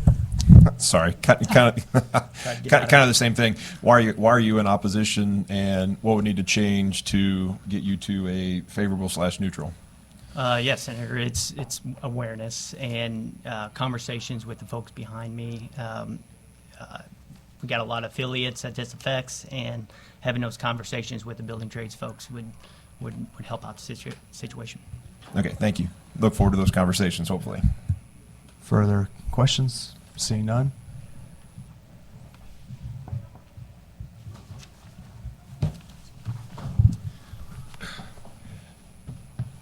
Good afternoon, Mr. Chairman, members of the committee. Chris Ropey. I am here on behalf of the Kansas City Public School District.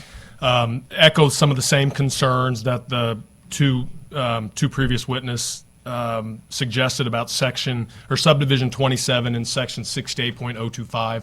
If that will come out of the bill, I think that would alleviate any of the issues that we have. Kansas City has come a long way, especially with school districts, getting a seat at the table and having conversations to try to find that sweet spot for economic development projects and what that looks like. And this would deteriorate that a little bit in their opinion and take some of that away, the gains they've made. And thank you for hearing me. I'm happy to answer any questions. Questions for this witness?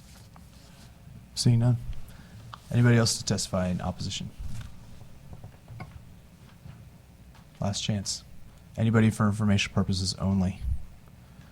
That'll conclude the hearing on House Bill 1346. Representative, any closing remarks? No, Senator, thank you for your time. Thanks for coming over here. We're going to go to my Senate Bill 615, and Senator Gregory, if you want to take the helm.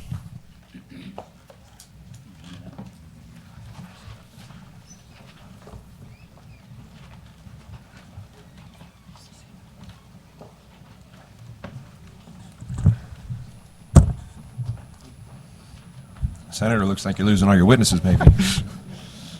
I was really thinking they were going to come here and carpet bomb my bill, but that's somewhat of a good sign. There are a couple of them. This one, you know, certainly is a firebrand of a bill, so it'll bring some folks up here who are passionate about this issue on both sides. But I'm Senator Travis Fitzwater, 10th District, Mr. Chair. Thanks for hearing me out. This is Senate Bill 615, and basically it's a prompt pay bill for contractors and subcontractors. My intent, and we've carried this for a couple years now, my father-in-law is a contractor, and our family has dealt with my extended family, my father-in-law and his contracting business has dealt with lack of prompt payment in his business, and it's terrifying, especially when the rubber's meeting the road on trying to make ends meet. And so this is kind of a generation of that. Was asked to carry this bill, do it in part because our family has dealt with what that looks like to have a contract not get paid in a timely fashion, and this is trying to get people to the table to figure out what's the right plan of action going forward to make sure that these contractors, these entrepreneurs, these subcontractors are able to figure out in a timely manner how to get paid for jobs. So that is the point of this bill. It's obviously late in the process. A lot of conversations still have to go on about this legislation, but wanted to bring it before to try to figure out to keep moving the ball forward over this session and the following sessions. So glad to take any questions. Are there any questions from the other member of the committee that's currently here? Please proceed. Thank you, Mr. Chair. Senator, did you start out your testimony by thanking us for hearing a bill that you referred to yourself? I didn't refer it, Senator. If you knew the rules, if you knew the rules of the Senate, you would know that the Senate President Pro Tem refers the bills. And I just so happened to get one of my bills, and I love hearing my own bills. So yes, Senator, that was my responsibility, and was happy to schedule it. All right, cool. Congratulations on your hearing, Senator. Sounds like you're just trying to get people paid in a timely fashion, correct? That's right. All right. Who's here to testify in favor? All right, we'll roll through those first. Come on up, proceed when you're ready. Make sure you got a witness form filled out. So testimony in favor of Senate Bill 615.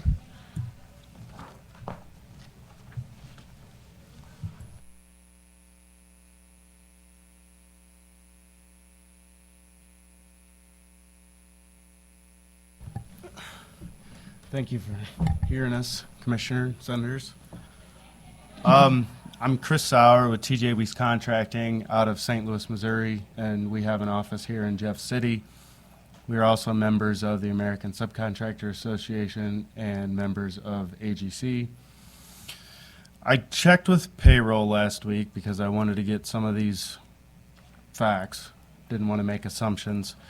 We had 375 checks go out last week to all the families in our company.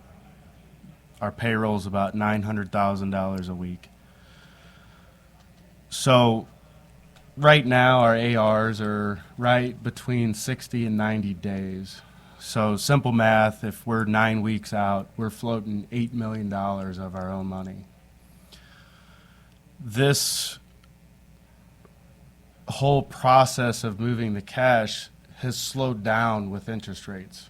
There's more of a motive to keep the money for some people, but it's also a double-edged sword because it hurts us when we have to dip into a line of credit to keep our payroll going. You're going to hear about how we have lien laws and how these are private contracts.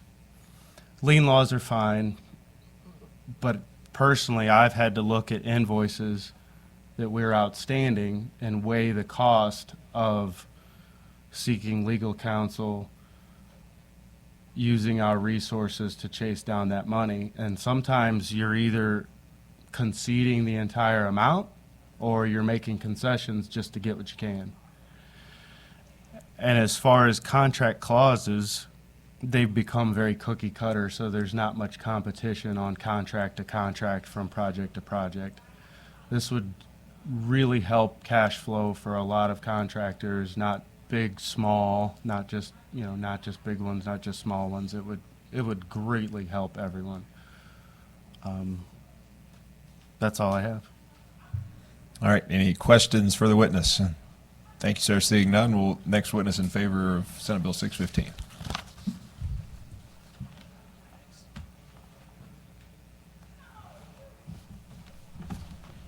Thank you, Senators, Representatives. My name is Kurt Understall. I'm here on behalf of my company. I'm in Washington, Missouri. I'm a small site improvement contractor. I'm also president of Site Association in St. Charles area, St. Louis metropolitan area. My statement is this. When you walk into a restaurant and you get a meal, you don't even think about walking out of there not paying your bill. On the state side, the state of Missouri, the highway, we do a lot of MoDOT and highway work. The state of Missouri pays us every 15 days. We price our cost of our construction based on that cash flow. If the state of Missouri would all of a sudden stiff us on paying us for work, we'd have to build that interest into the cost of highway construction. We all know the buzzwords about highway work and how much it needed in this state. But my simple statement is this: we are contractors, we're not bankers. We're not here to finance projects. We supply materials, we supply labor, and to Chris's point, I don't have a large payroll, but I'm paying about 50 guys a week. We pay them weekly. They're union contractors, they get paid weekly, their benefits get paid. When the owners use, our general contractors use their money, the interest has gone up to 8 and 9% carry costs. Those dollars are draining the cash flow of small business. You say, well, how does that affect small business? Well, what it affects small business is, you know, I've got 30 plus local small charities that ask for donations, you know, this fundraiser, this dinner auction, this thing. When we get drained on cash, there's only so much money to go around. So it affects the community. You have a law on the books that forces government money on the public side to be paid. And, you know, when we come in on a job, we're there 30 days, we bill the government. Usually, when I say government, city municipalities, we do a lot of city street work too as well. We'll get our money as soon as that city council approves that payment. When we have private deals, like we do a lot of industrial development for private industry, we do a lot of meat plants. Most of the contractors are fair, and they make sure that they understand cash flow of the subs. You know, if you treat your subs well, you'll get a better price. But there are instances where contractors use the advantage of a contract to delay payment, and that's not fair. And it needs to be some sort of rule that says, hey, you do the work, you provide the labor, you provide the material, you owe the money. And thank you for your time. Thank you, sir, for your testimony. Next witness in favor.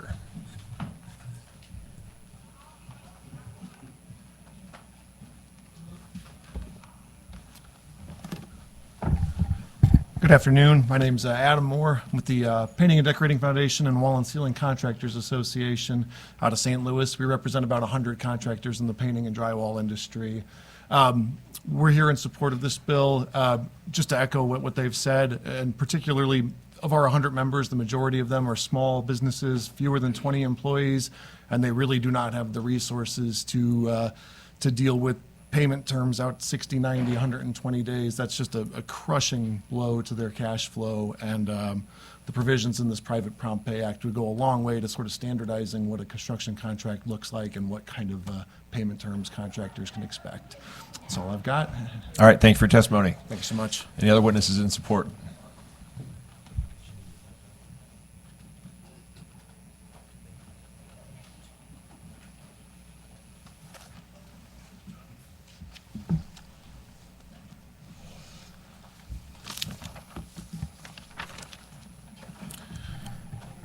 Good afternoon to the committee, senators. Appreciate you taking the time to hear our bill today. My name is Kevin McMullen. I'm the Director of Industry Relations for the Site Improvement Association, based out of St. Charles, Missouri. We represent about 300 contractors and associate members out of the eastern side of Missouri, from basically Columbia East. Basically, our contractors are responsible, as you've heard, for everything from infrastructure to private development. Currently, public prompt pay law allows for those folks to be able to be taken care of. What we're asking today is for private prompt pay law to help those feed their families. Obviously, currently they have contracts, currently they are going through the process, but at the end of the day, they're unable to get their payments on time. This law asks for 40-day pay with a 7-day tier. We ask for your support on the matter. Thanks, sir, for your testimony. Any questions for the witness? Seeing none, next witness in favor. Oh, sorry, sir. No, I'm just kidding. Yes, ma'am.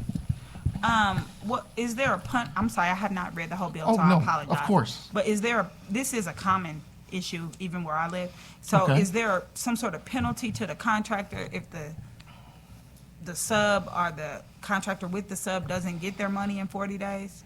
Currently, it allows basically a provision of payment requirements for some contractors that sets payment timelines for the contractors. Contractors must pay the subcontractors within 7 days after receiving the payment from the owner. Notices of withheld payment or compliance issues are provided to subcontractors promptly within restrictions on withholding relevant amounts. Basically, it allows for the stoppage of work and for not having to be forced to continue work unpaid until the project is finished is what it allows. Yeah, but that doesn't get the people paid. Like, there's no, I'll talk to the senator about that. Sure. Thank you.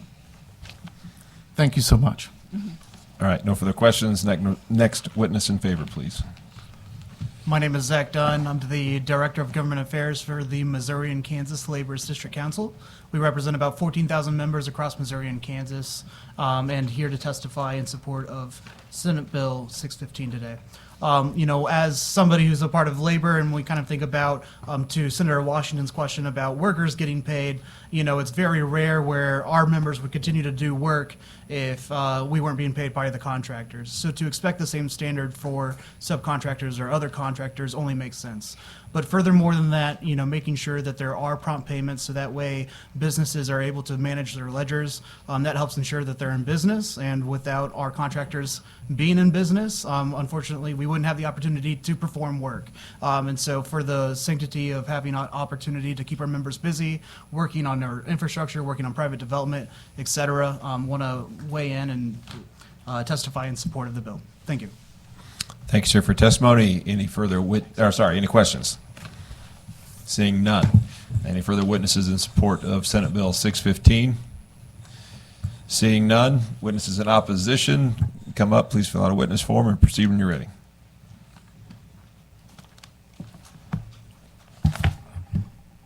Good afternoon, Chairman and members of the committee. Apologize here. For some reason, decided to turn off on me right as I got up here, of course. Alrighty. Thank you for the opportunity to testify today. My name is Marcos Zalata-Rodas, and I serve as the Government Affairs Director for the Associated Builders and Contractors Heart of America chapter, representing hundreds of contractors and thousands of employees across Missouri.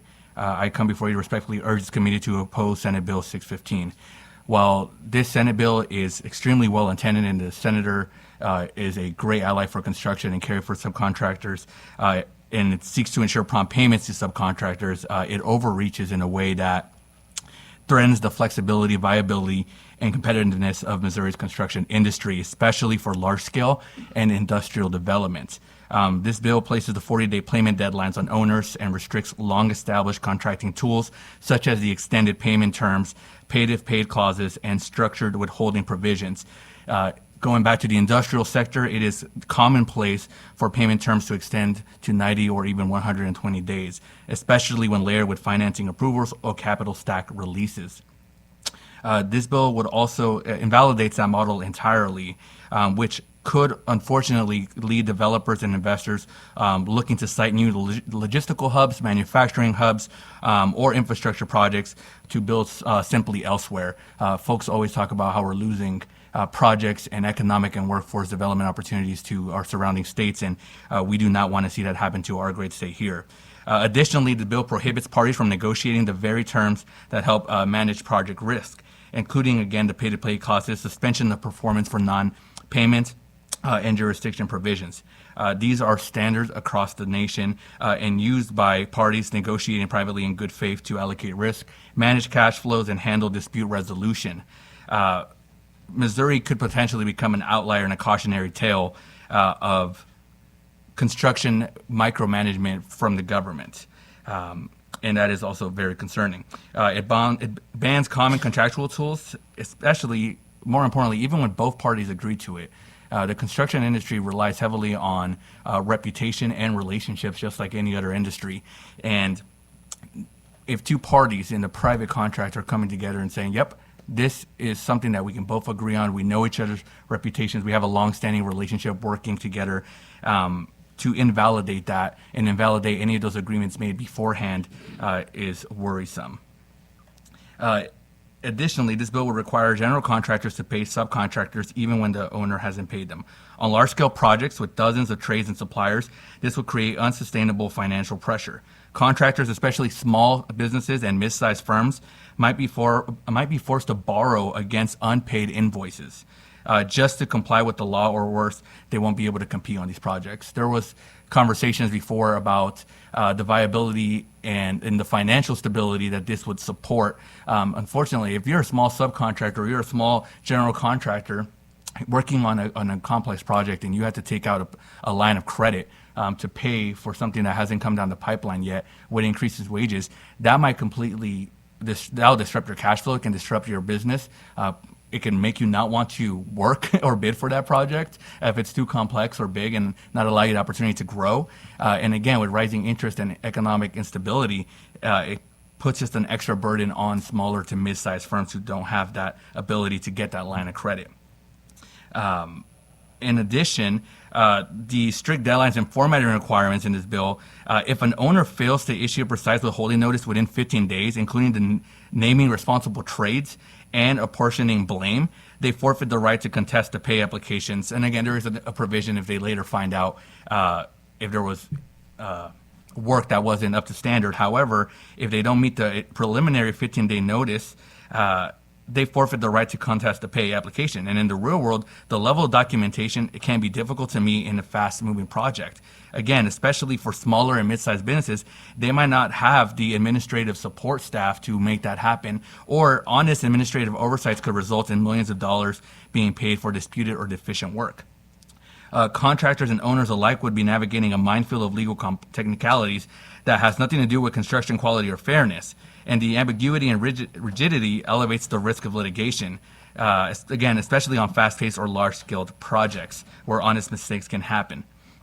Under this bill, contractors must issue formal notice and provide a reasonable opportunity to cure before they can take over defective work, reassign trades, or withhold payment. This may sound very fair in principle, but in practice, it ties the hands of project managers trying to respond quickly to underperformance. This could delay in replacing failing crews, or more importantly, fixing unsafe environments or unsafe crews, which threaten project timelines and overall safety on the construction job site, which ABC Heart of America is very much a top priority for us. Financial institutions and bonding companies will also see Missouri as a higher risk environment for investment under this bill. They may restrict bonding capacity, increase premium costs, and hesitate to finance projects here, which translates to higher costs for developers, higher bids on public-private projects, and fewer contractors who could qualify to work due to the complexities and regulatory burden.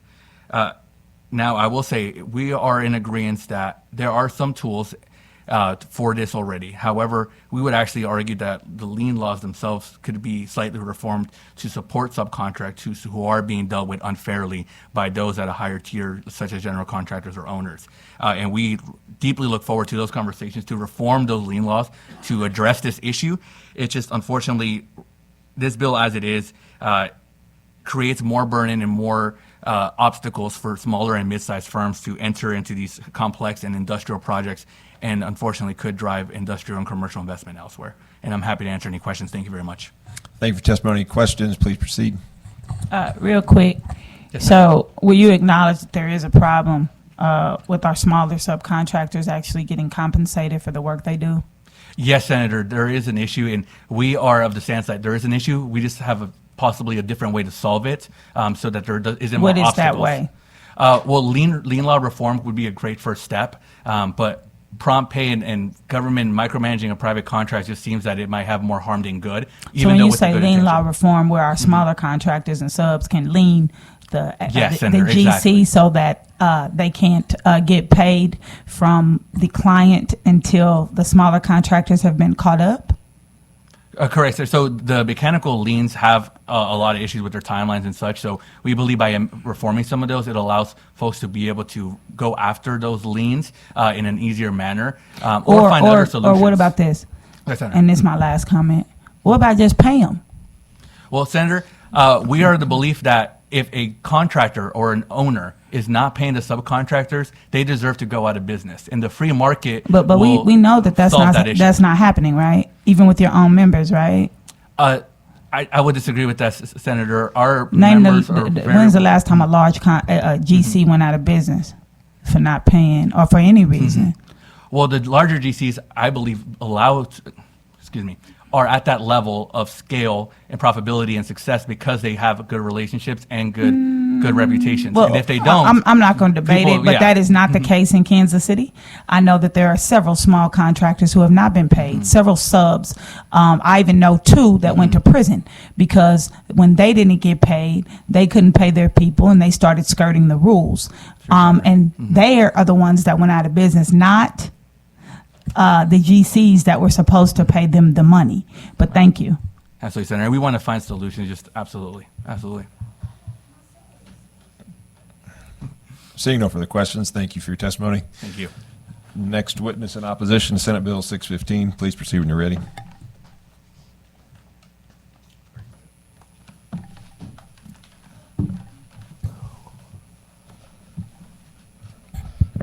Well, this says good morning, but I'm going to say good afternoon because it's long past morning. Mr. Chairman and members of the committee, my name is Sean Tuvino, and I am Vice President of Brandco Enterprises. We're a 92-year-old general contractor out of Southwest Missouri, and also representing AGC of Missouri as the Government Affairs Policy Committee Chair.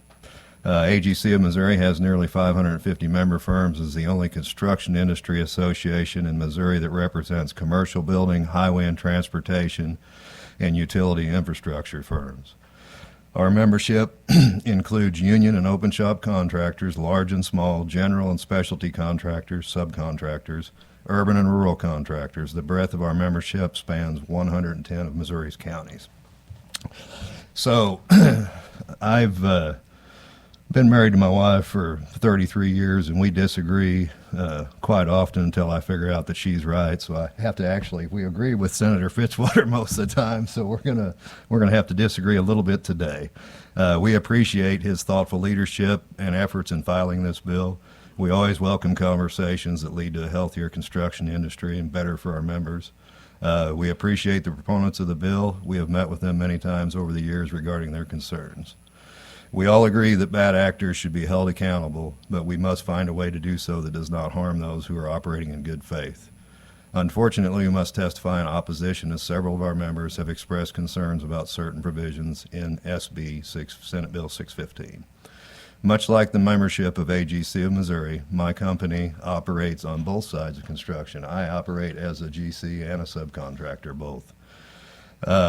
It gives us a well-rounded view of the payment landscape. There's people out there that don't pay, absolutely. But what do? We don't work for them. Or we work for them once and we never work for them again.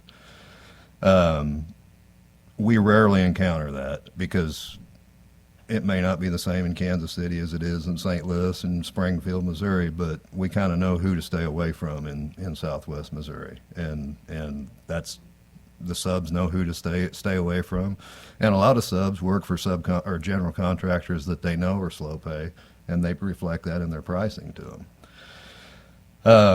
Payment terms are largely dictated by the project contract, which general contractors and subcontractors alike are free to accept or reject. In private business, flexibility is key. Added layers of complication can slow down the progress of work and make things more expensive. Some of the specific provisions of the language that raise concern for us are the required 7-day turnaround for a general contractor to pay a subcontractor. This is unrealistic for most contractors. Some checks don't even clear the bank for 15 days. On top of that, this 2-day notice requirement to inform subcontractors that payment was received from the owner adds unnecessary, burdensome, and costly step. Our small firm of $100 million a year would have to add 1, possibly 2 staff members just to keep up with the paperwork in a business that's already drowning in required notices and paperwork. And I'll get to that here in a minute of how this bill would actually cause issues for the subs with the required paperwork and notices. The consumer would pay for all of this. The proposed language expands the definition of a construction contract far beyond what Section 431.180 currently covers.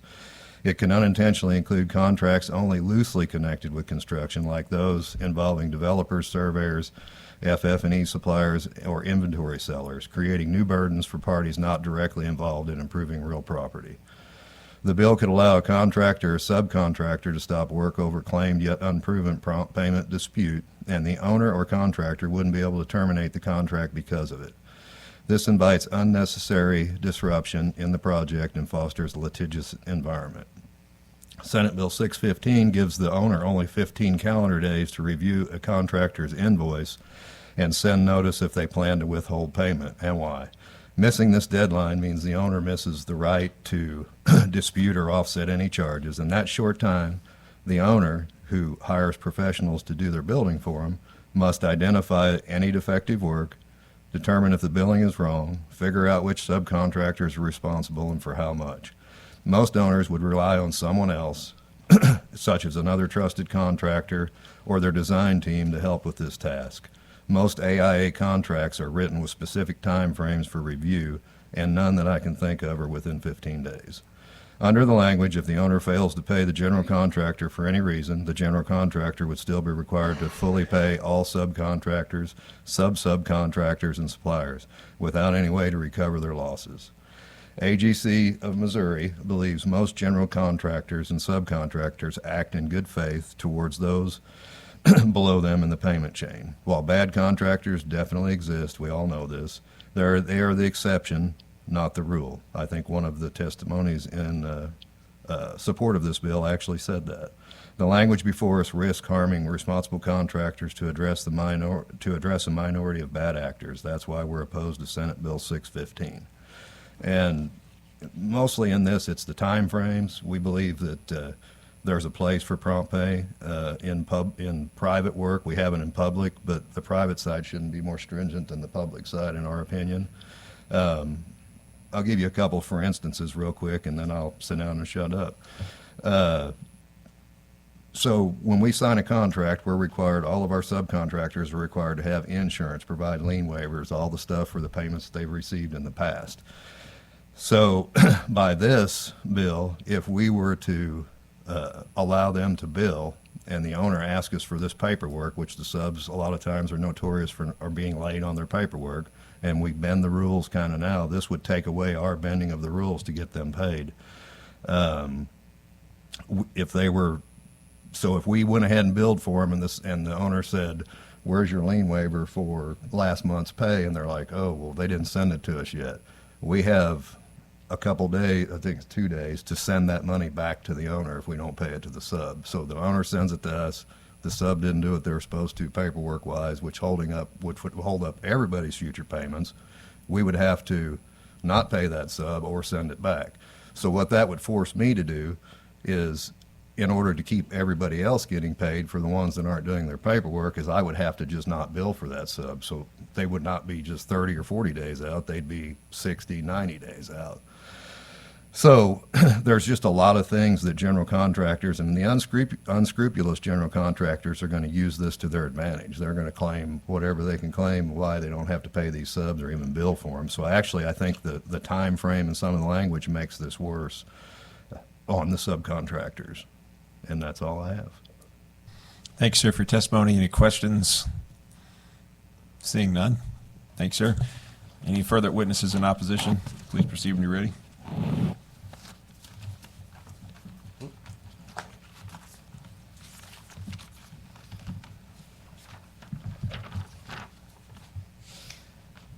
Good afternoon, Mr. Chairman and the members of the committee. My name is Alex Boland. I'm here on behalf of 3 construction companies that I own and operate. That's HTH Companies, Thermal Tech, and CV Contractors. CV Contractors is a small general contractor out of Washington, Missouri. HTH Companies is a relatively large industrial contractor across the Midwest, and Thermal Tech is a second-tier subcontractor doing mechanical insulation in and around Missouri. From Kansas City to St. Louis. So I understand all sides of this argument. I very much appreciate the intent behind it. I would love to be paid faster. I don't want to berate some of the points that have already been made, so real quick, I just want to make 3 quickly, and that's 1, it's the private sector, right? I believe that the private sector should be able to contract in any way that's mutually agreeable between the parties. I don't believe that the government should dictate how private contracting is engaged, and we'll leave that with that. I believe this drives commerce out of the state of Missouri. As I mentioned, HTH Companies is a large industrial contractor, and most of the industrial sector operates on 90 or 120-day payment terms. And while I would love for that to be faster, right, at this point, you have to bake that into your pricing, understand how to go to work every day, but ultimately we need those contracts to put our 700 employees to work every day. If a law like this got passed, It would ultimately make probably 65% of our business that we currently do null and void. It would be against the law at that point, and those 700 employees wouldn't be able to go to work. The last point I want to make, and as I believe Senator Washington was getting at earlier, is how do we help, solve the problem, right? We want to be paid faster. We want to make sure that general contractors are paying their subcontractors. We've said it once, we'll say it again. Lien law reform would be incredibly helpful to that process. Education and understanding what rights are of subcontractors. So one that we use often is the joint check process. If there's an instance in which a subcontractor is worried about their ability to get paid, there's solutions out there. They just have to educate themselves, understand the process, and to the extent the legislature can help make lien law reform more available, that would help solve the problem. All right, thank you for testimony. Any questions? Seeing none, appreciate it. How many witnesses do we have left? Awesome. I suppose you'll be fairly expedient. I'll be very brief. Thank you. Thank you, Mr. Chairman. Member of the committee, Jackie Barget, registered lobbyist here on behalf of the St. Louis Home Builders Association. Also to go on record in opposition, we would reiterate some of the concerns that were mentioned before about interference with private contracts, but specifically are opposed to these provisions being implemented on the residential side of things. Senator Fitzwater has been kind enough to meet with our members a couple times, so I will keep my my comments very brief. We have asked that residential be excluded from the legislation, no longer would be opposed if that is the case, but specifically, the bill eliminates or prohibits the utilization of some commonly utilized contract provisions for some of our small home builders, specifically the pay when paid. If someone's building one home, a lot of times they find their subcontractor, and without the ability to utilize that pay when paid clause in a contract, it almost makes it undoable for them to continue to build homes in that way. But with that said, I will keep my comments brief. All right, thank you for your testimony. Any questions? Seeing none. Next witness. Mr. Chairman, members of the committee, Fred Dreiling today representing the builders, a chapter of the AGC based in Kansas City. We employ over 22,000 people in the building trades. Want to go on record in opposition. This is a very complex issue. I've already told the senator that Alan Dillingham from our office will be by to see him tomorrow, but need to go on the record in opposition as the bill as filed. Thank you. Can I be when that meeting takes place? Make sure he's not harmed. Sure. Okay, thank you. We'll send Senator Washington. You just got included, Senator. How do you feel? Nothing. All right, any further witnesses in opposition? Senate Bill 615. Any witnesses for informational purposes only? Senator, any closing remarks? No closing remarks. Seeing no further business for the committee, motion to adjourn. Second has been happening. All those in favor say aye. We're adjourned.